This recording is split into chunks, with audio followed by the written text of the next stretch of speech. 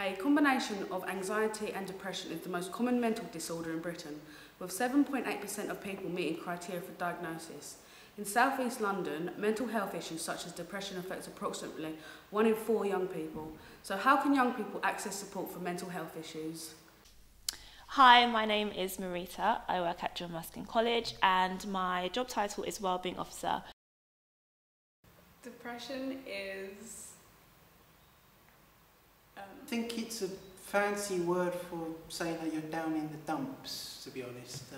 Depression is a serious mental health issue.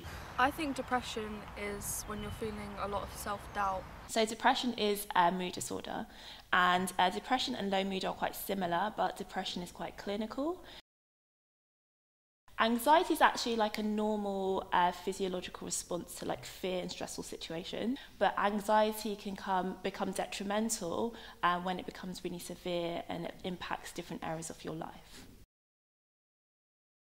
You might feel that you can't be bothered to do things, quite hopeless about the future and that you're quite worthless. You might be sleeping too much or too little. Your eating might be changed. You might become quite irritable and emotional. When I was depressed, I didn't really want to get out of bed. It made me so unmotivated and not want to do anything with my life at that point. I suffer from an eating disorder and insomnia, and I usually sleep too much or too little, and it affects me on a day-to-day basis. My eating habits are also a bit haywire. So depression is treated in so many different ways. So actually, some people want to treat depression themselves and they'll self-medicate. So we know like a lot of people will deal with depression in a negative way. So they might smoke to alleviate like the kind of stress that comes with it. They might use drugs. But actually, clinicians will treat depression with medication. So the kind of medication you go on are called antidepressants. I deal with it. I like to do stuff like photography because it's nice and calming. So in terms of how depression is treated, you would go to your GP and you would let them know that you've got depression. And what they would do is they would give you like a clinical assessment and look at your symptoms and how long you've had them for. And depression is actually categorised, so there is moderate, mild and severe depression. So it can be linked to things like OCD, so you might feel like you don't have a lot of control with what's going on, so you might try and control like different patterns, so you know, doing things a lot of the time, and then you might have intrusive thoughts about things that might happen to you because you have a negative outlook on life. So yeah, depression is often what starts, you know, other things as well. So it's kind of like a domino effect. Often people will have depression and then they'll have something else as well.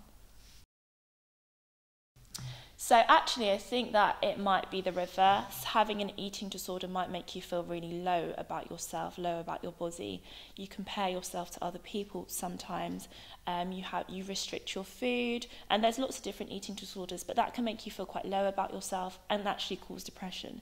So it might be that depression might have caused the eating disorder, or the eating disorder caused depression. I think that researchers are still like in argument about. So there can sometimes be like an obvious thing in someone's life that causes depression. It could be like a really emotional like bereavement or a relationship breakup. But sometimes, and most of the time, there is literally no distinct reason why someone can have depression. Researchers and scientists think that there's an imbalance in chemicals in the brain that can cause it. But yeah, sometimes it doesn't have to be a reason to feel depressed. So we have charities like Young Minds, Childline, and in Croydon there's places like Croydon Drop-In and Off the Record. And you can self-refer, so you can send an email and they will contact you with an appointment. And those places have counsellors and youth workers there. A few people have helped me deal with my mental illness. Through a therapist, and we talked through my issues, and that helped me a lot. The number of mental health issues young people are experiencing has increased in the past few years.